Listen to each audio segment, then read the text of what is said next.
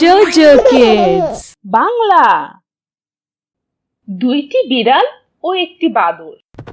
এক শহরে দুইটি বিড়াল ছিল। তারা দুজনেই একসাথে খেলা করত এবং একসাথেই খাবার খেত। একজনের নাম ছিল লুচি আর অন্যজনের নাম ছিল পুচি। দুজনের মধ্যে খাবার নিয়ে অনেক ঝগড়া হতো। তারা দুজনেই চুরি করতে খুব পটু ছিল। যখন কারো ঘরের দরজা খোলা থাকতো তখন তারা তাড়াতাড়ি গিয়ে রান্নাঘর থেকে দুধ খেয়ে নিত। একবার তারা দুজনেই খাবারের জন্য ঘুরে বেড়াচ্ছিল। হঠাৎ তারা রাস্তায় একটি রুটি দেখতে পেল। তখন লুচি বলল, মিয়াও, আরে বাহ, কত সুস্বাদু খাবার পেয়েছি। আমার তো খাবারের ব্যবস্থা হয়ে গেছে। লুচি বলল, কি বললে? এই রুটি আমার, এটা আমি প্রথমে দেখেছি। তুমি যাও এখান থেকে। লুচি বলল, তুমি সব সময় অন্যের খাবার খাও, অন্যের খাবার ছিনিয়ে নাও। চলে যাও এখান থেকে, এটা আমার রুটি। আমাকে বোকা বানাবে না, এই রুটি আমার। লোভী কোথাকার। আমার আমার আমার আমার আমার। বিড়াল দুটি রুটির জন্য জোরে জোরে ঝগড়া করতে লাগলো। তখনই সেখানে তাদের বন্ধু বাদর আসলো। বাদর বলল, এই সামান্য ব্যাপারে কেন ঝগড়া করছো? আমি এই রুটি দুই ভাগ করে দিচ্ছি, তোমরা দুজন সেটা খেয়ে নিও। ওহ বাদর, আমাদের অনেক উপকার হবে। ও তো সব সময় আমার সাথে ঝগড়া করে। নাও, রুটি দুটুকরো হয়ে গেছে। না না, এখানে এক খণ্ড ছোট আছে। আচ্ছা, আমি এখনই সমান করে দিচ্ছি। আরে এটা এখন ছোট আছে। আচ্ছা, আমি আবার সমান করে দিচ্ছি। ঠিক এভাবে চালাক বাদর একটু একটু করে পুরো রুটি খেয়ে ফেললো। আর বিড়াল দুটি এটা দেখে দুঃখ করতে লাগলো। আরে আমরা এটা কি করলাম? এই চালাক বাদর তো আমাদের রুটি খেয়ে নিল। লোকে ঠিকই বলেছে, ঝগড়া করে কিছুই পাওয়া যায় না। এর থেকে তো আমরা নিজেরাই রুটি ভাগ করে খেয়ে নিলে ভালো হতো, তাই না পুচি? হ্যাঁ। দুই কাক। এক জঙ্গলে দুইটি কাক থাকতো, একজন কালু এবং অন্যজন হলু।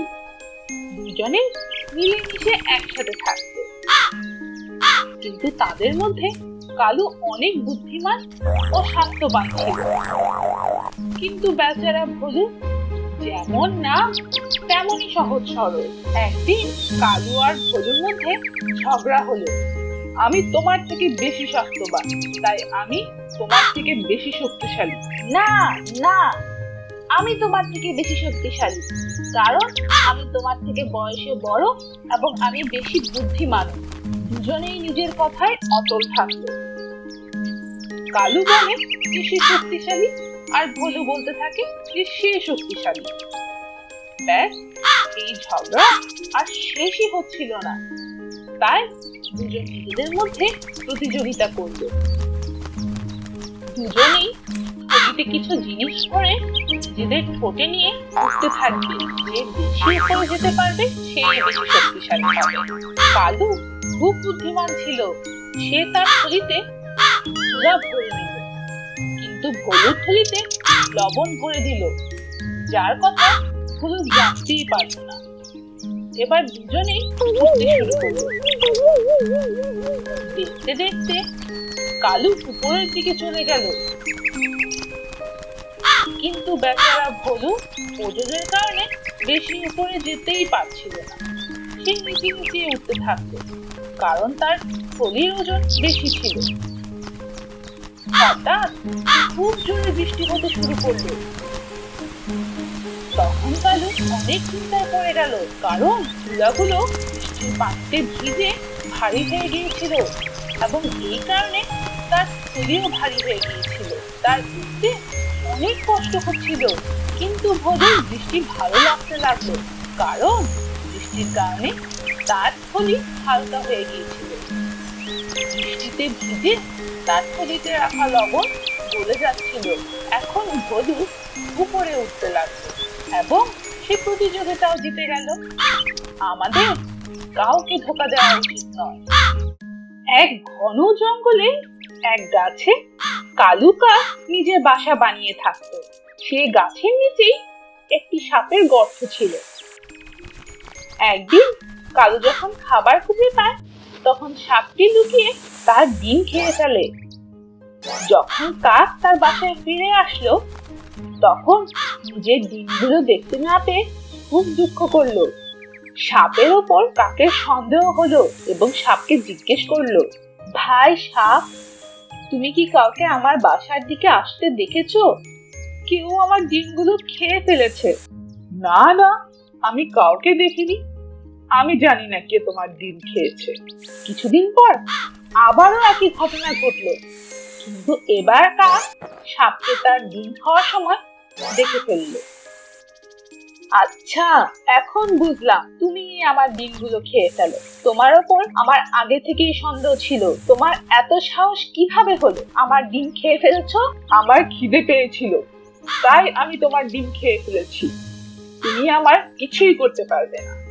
এই বলে সাপ তার গর্তে চলে গেল। কালু খুব দুঃখ পেল এবং সাপের উপর বদলা নেওয়ার কথা ভাবতে লাগলো। এরপর সে উড়ে উড়ে রাজার মহলে চলে যায়। তখনই মহারানীর উপর তার নজর পড়ে। মহারানী পুকুরে গোসল করছিল। তার দামি অলংকারগুলো পুকুরের পাশেই ছিল, যেগুলো সৈনিকরা পাহারা দিচ্ছিল। কালু কাক এক বুদ্ধি বের করলো। সে এক লম্বা গলার হার তার ঠোঁটে নিয়ে উঠতে লাগলো। সবগুলো সৈনিক কাকের পেছন পেছন দৌড়াতে লাগলো।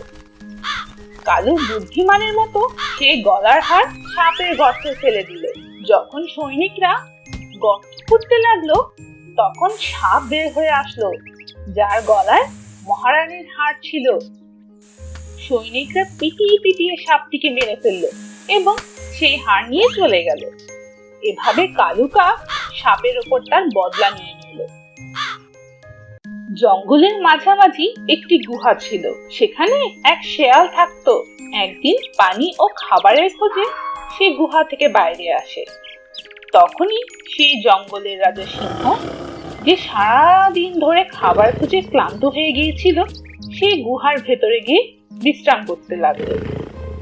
সিংহ ভাবলো যে এই গুহাতে যে প্রাণী থাকে সে রাত হলে অবশ্যই ফিরে আসবে এবং তখন তাকে খেয়ে নিজের ক্ষুধা মেটাবে। আর যখন শেয়াল নিজের গুহাতে ফিরে আসলো তখন সে গুহার বাইরে সিংহের পায়ের চিহ্ন দেখতে পেল। আমার গুহার ভিতরে সিংহ রাজা নেই তো? অবশ্যই কোনো সমস্যা আছে। আমার ভেতরে যাওয়ার আগে খোঁজ নিতে হবে, নয়তো সিংহ রাজা আমাকে তার খাবার বানিয়ে ফেলবে। শেয়াল খুব বুদ্ধিমান ছিল, তাই সে তার গুহার ভেতর, দরজা এবং আশেপাশে খুব ভালো করে দেখলো। সে দেখলো যে সিংহ রাজার ভেতরে যাওয়ার পায়ের চিহ্ন আছে, কিন্তু কোনো বাইরে আসার চিহ্ন নেই। এটুকুতেই সে বুঝে ফেললো যে সিংহ রাজা গুহার ভেতরেই আছে। তাই সে একটি বুদ্ধি বের করলো এবং সে গুহার বাইরে থেকে জোরে জোরে কথা বলতে শুরু করলো। গুহা ও গুহা, এই যে আমি চলে এসেছি। প্রতিদিনের মতো তুমি আমাকে স্বাগত জানাও, তাহলেই আমি ভেতরে আসবো।